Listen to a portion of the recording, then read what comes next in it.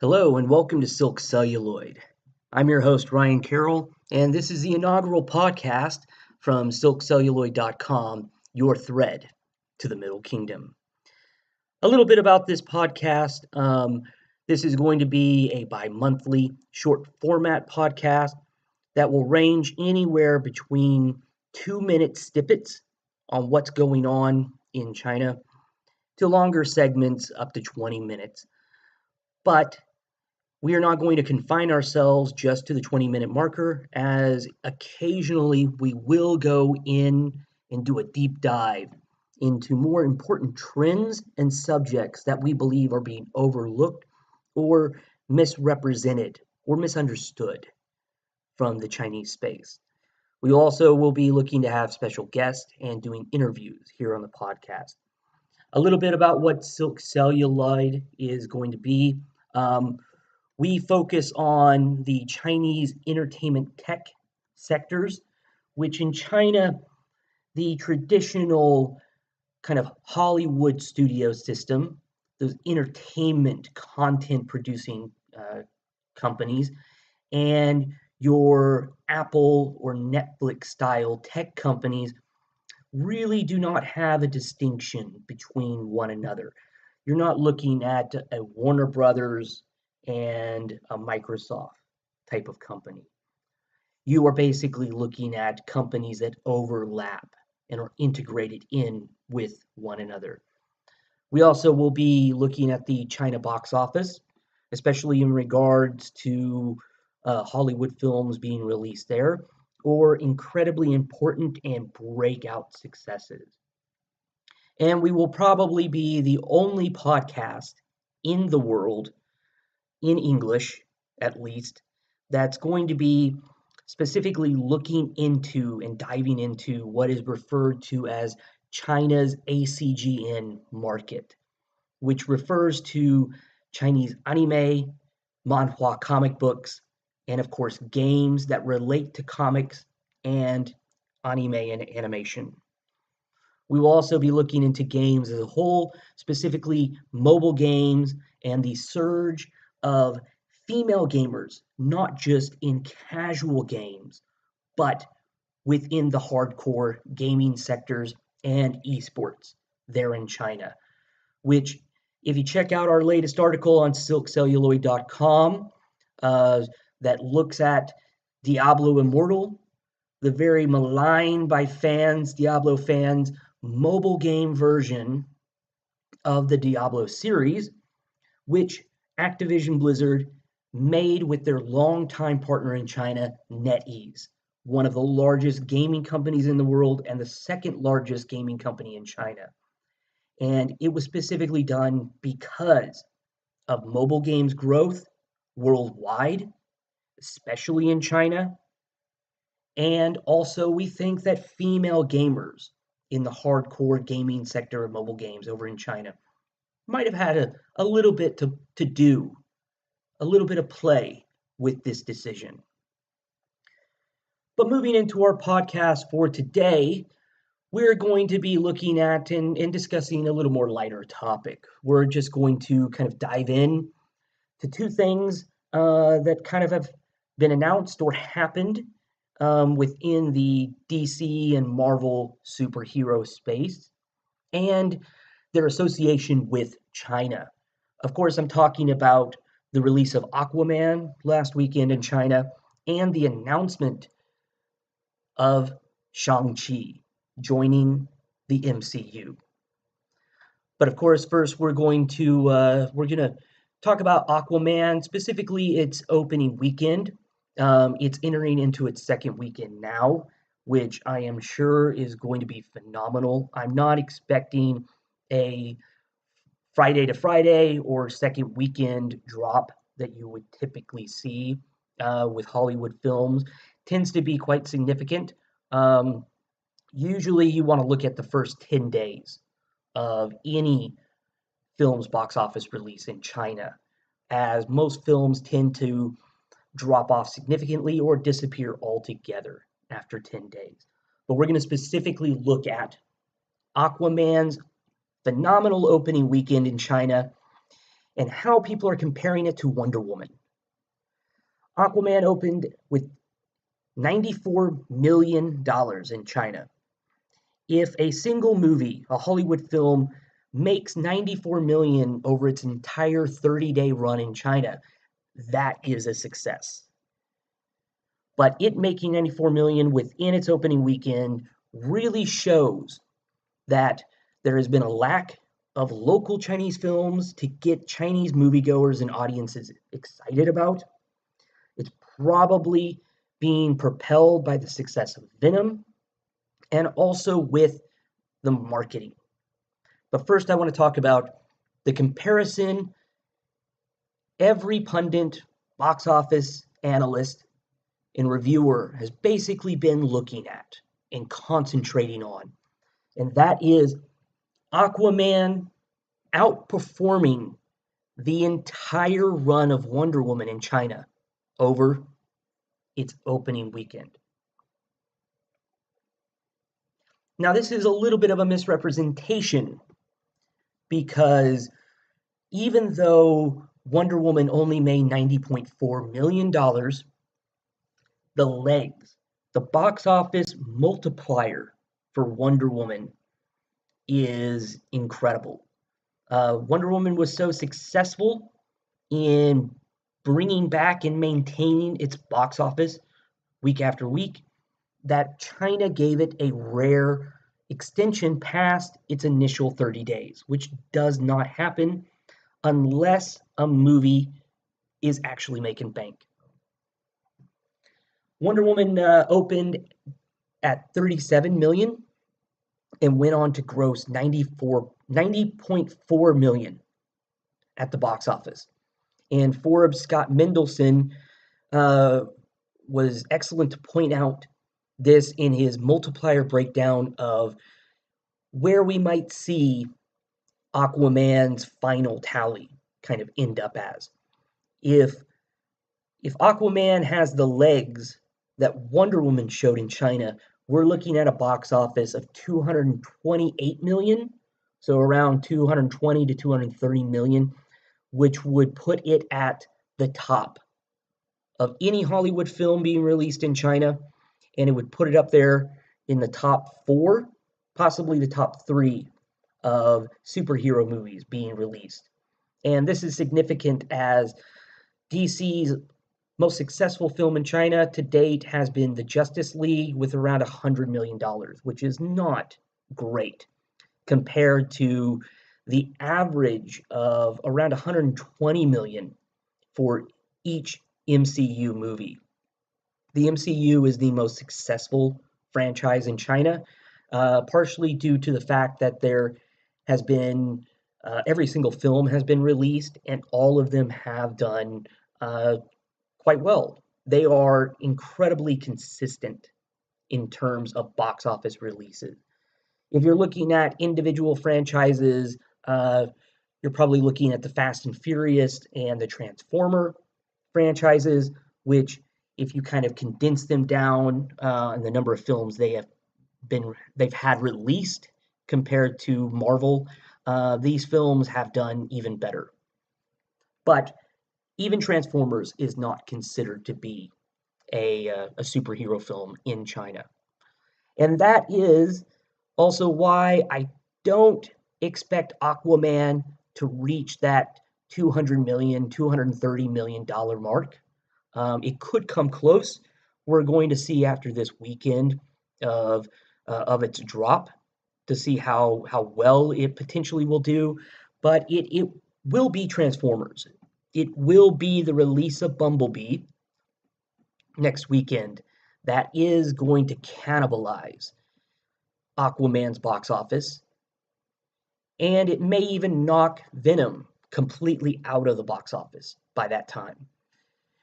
And Venom has something in common with Aquaman in that they both took a very interesting marketing strategy in how to tap in to 2 genres that are incredibly popular in China that are not superhero movies.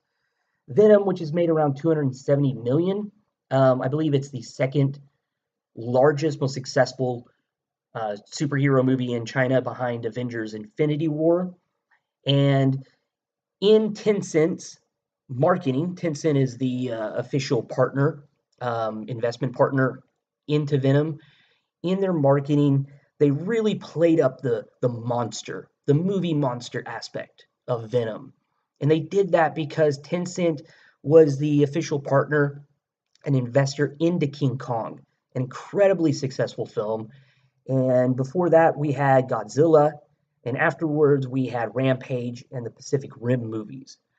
Pacific Rim 2, it recouping its budget basically is due to the box office there in China and what will be ancillary revenues being brought in from the post box office market. Along with Venom, Aquaman also played up as not being just a superhero movie, but being a fantasy film. And fantasy films are incredibly popular in China. It's probably one of the most reliable genres in bringing in some heavy box office traffic, not just in recent years, but throughout the entire cinema of China. And really, that has to do with the kung fu, the wuxia films. So taking Aquaman and adding in this fantasy marketing element to it probably was a big piece of why it had such a large opening weekend, because it got people excited not just for the next superhero movie, because I'm sure, like Wonder Woman, Chinese people are not as familiar with Aquaman. And even Justice League was not a big enough success to propel Aquaman into a box office this large for its opening weekend. It's a number of factors. The marketing strategy to make it not just a superhero movie, but a fantasy film, which had worked also for Venom. The kind of building up from the success of Venom, where people are still excited to see that next superhero film, along with a lack of competition locally at the box office. But in 2 weeks, or less than 2 weeks, we're going to see Bumblebee, the new Transformers movie, drop into the Chinese cinema. And that is probably going to just wash everything else out of the water, at least for its opening weekend. And if the early reviews of director Travis Knight and him helming Bumblebee are anything to kind of take as on their nose, is that this is going to be a successful film and a nice little reboot for the Transformer franchise. I'm a big fan of Travis Knight, Kubo and the Two Strings, and his producing work for his stop motion animation company Leica has really been overlooked. And Travis Knight was also up as a runner to take over, to helm, I'm sorry, not take over, to helm the Eternals movie for the MCU. And he's rumored to be the front runner to take over for James Gunn in Guardians of the Galaxy 3 so they can get that movie back into phase 4. Now, the other big news was the MCU, Marvel Studios, announcing that Shang-Chi will be joining the MCU, that they are in development with Chinese-American writer Dave Callahan, who just finished writing Wonder Woman 84, the Wonder Woman sequel, who's also tapped to write Spider-Man into the Spider-Verse 2, sorry about that, as well. Now, Shang-Chi is not really a well-known character from Marvel Comics anywhere. Only people who really know Marvel and Marvel Comics know this character here in the United States. And I'm sure he was not on the minds of even Marvel fans in China. I've not really heard a lot of rumbling coming out of China for this character, and I think it's just because they're not as familiar with him. And there's two things that are being misrepresented or misunderstood, I should say, about Shang-Chi joining the Marvel Cinematic Universe. One of them is that everyone keeps saying that he was a part of the original lineup of seven Marvel characters that was going to launch Phase 1, which is not true. The seven characters, or IP, they are referring to as Captain America, Nick Fury, Black Panther, Doctor Strange, Hawkeye, Cloak and Dagger, which can be found over on Freeform. I have not watched it. Power Pack, which Kevin Feige has mentioned several times that he's interested in eventually putting into the MCU. And of course, Shang-Chi. Now, these seven IP, of course, it's about 10 characters, were really used as collateral for former chairman of Marvel Studios, David Maisel, who, along with Kevin Feige, really set up the strategy and created what became the MCU. They used these seven IP as collateral for financing from Merrill Lynch in the tune of $525 million. And basically, what this means is that if Iron Man bombed, if the other films they were going to be developing bombed, and they could not recoup Merrill Lynch's losses for their financial giving to Marvel Studio, then Merrill Lynch would basically take over the licensing rights of these seven IP, which makes complete sense, and it was a great business strategy that did pay off. But no, Shang-Chi was never intended to be a part of Phase 1 in the Marvel Cinematic Universe. And the other issue is Chinese netizens are basically enthralled about Shang-Chi, about a Chinese-born and very Chinese-centric superhero joining the MCU, but at the same time, they're worried. And the reason why they're worried is because of Shang-Chi's original father in the MCU, and that is the proto-supervillain Dr. Fu Manchu, who is not actually a Marvel character, but a pulp serial character from, I believe, the 1920s by British author. His name is Sax Rohmer. Now, Marvel tried to get the licensing rights to create a comic book version of Kung Fu, the David Carradine series that was originally created by Bruce Lee.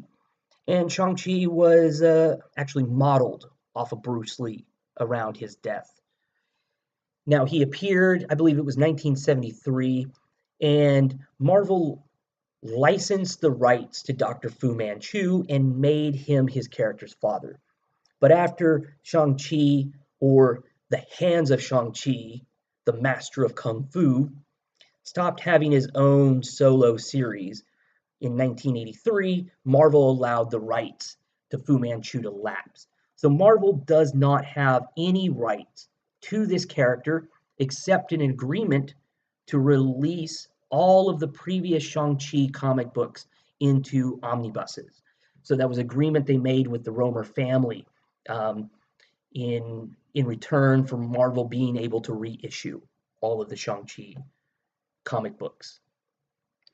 Now, recently, Shang-Chi has been kind of re-added into the Marvel Comics, and they've retconned his father to be an ancient sorcerer who discovered the secrets to immortality named Zheng Ju.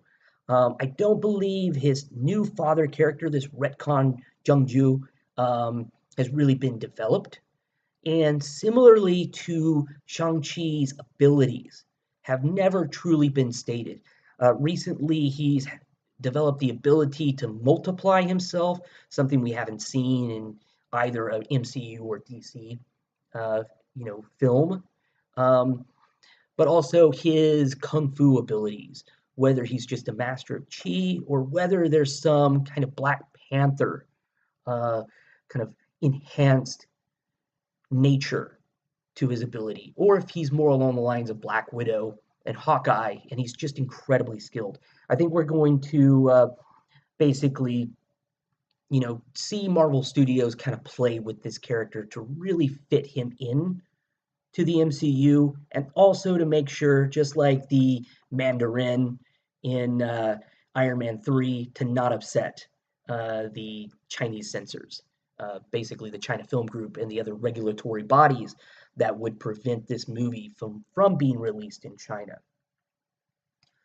Now, so far, only David Callum, the Chinese American writer, the screenwriter of The Expendables, the original creator of The Expendables, and Wonder Woman 84, is the only official person attached to this film.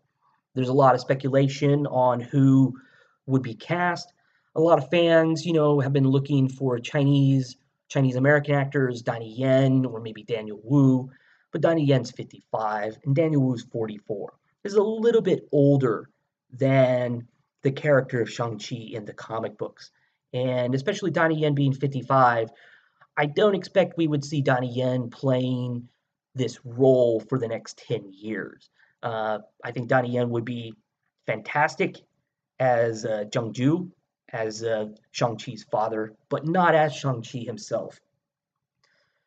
A lot of another fan favorite is Eric Tan, who petitioned personally to be Danny Rand, aka the Immortal Iron Fist, from the Netflix show Iron Fist, and who was the Drunken Master. A fight scene that a lot of people actually said was the best of season 1 of Iron Fist, but personally, I thought it was dumb. I did not get into that fight scene. But Eric Tan would be an appropriate choice for the role, but it appears that the role may have already been cast. And this is because Remy Hee, who recently had a role in Crazy Rich Asians, and who was in Netflix's Marco Polo, he is cast in an unspecified role in Spider-Man Far From Home. And him playing Shang-Chi would make sense, as Shang-Chi in the comics actually has a history as an MI6 agent. This could be retconned for him to be a SHIELD agent, but as Spider-Man Far From Home is taking place in Europe, Shang-Chi as an MI6 agent there in Europe, working with Spider-Man, would make sense. And people actually seem to be happy with this rumor that Remy Hee, a Chinese Malaysian, his father's Chinese Malaysian, his mother's from England, but Remy Hee was born and raised in Australia. So this mixed race, biracial Malaysian Chinese actor Remy Hee seems to be a choice that people are, fine with and somewhat excited about. Now, the director, they've mentioned that they were going to hire an Asian or Asian American director, and I really think they're going to go along the lines of picking someone like Chloe Zhao, who they tapped to helm the Eternals, or over at DC, Kathy Yen for Birds of Prey. Both of these women have had some incredibly successful among critics of films, especially Chloe Zhao in her kind of modern Western revisionist takes, the 2 independent films she's made. And Chloe Zhao was born in Beijing, but attended secondary school in London before finishing high school in LA. She eventually did her master's in film at NYU Tisch. And also, like Chloe Zhao, Kathy Yen was born in China but raised in Hong Kong and Washington, D.C. And she attended Princeton, was a correspondent for the LA Times, along with other outlets in China, before eventually moving on to do an MBA, MFA dual masters, in producing, also at NYU Tisch. These types of voices would probably be the kind of choice that Marvel is going to pick. Now, whether they pick a Chinese American or Chinese born director, but who is trained here in the United States, that is up in the air, as I'm sure there's not that many of them. So they may be looking at other Asian Americans, Someone who kind of stood out to me would be Hiro Murai, the longtime collaborator of Donald Glover and his rapper alter ego Childish Gambino. Hiro Murai is uh, a big contributor in Donald Glover achieving the look that he wants, not just in his recent music videos, but in his hit show Atlanta. Another person who would kind of pop out is fellow Japanese American Cary Fukunaga of True Blood fame. It was a little more difficult to say than I thought. But I think that he would not be the choice as he's already been tapped and signed on to direct Bond 25, which most likely would mean that the next 2 to 3 years of his life is going to be centered completely around James Bond. But it seems like everyone is incredibly excited for Shang-Chi. I don't think it's going to be the next Black Panther in terms of $1 billion box office. I've said the same thing about Captain Marvel in another article you can find on silkcelluloid.com. I don't believe she's going to be the next $1 billion box office. But Shang-Chi might surprise us, and that surprise might actually come from the China box office. There have been movies that make $500 million in China alone, and this could be the first Hollywood film that potentially does it if they are able to bring all of the pieces together to make a phenomenal film. So do watch out for the next 2 weeks for the Aquaman box office, and we will be keeping you informed if there is any major changes or announcement to Shang-Chi, especially if it's revealed that he is going to be in Spider-Man Far From Home. Well, this has been the inaugural podcast of Silk Celluloid. So until next time, stay tuned, China Watchers. I'm your host, Ryan Carroll.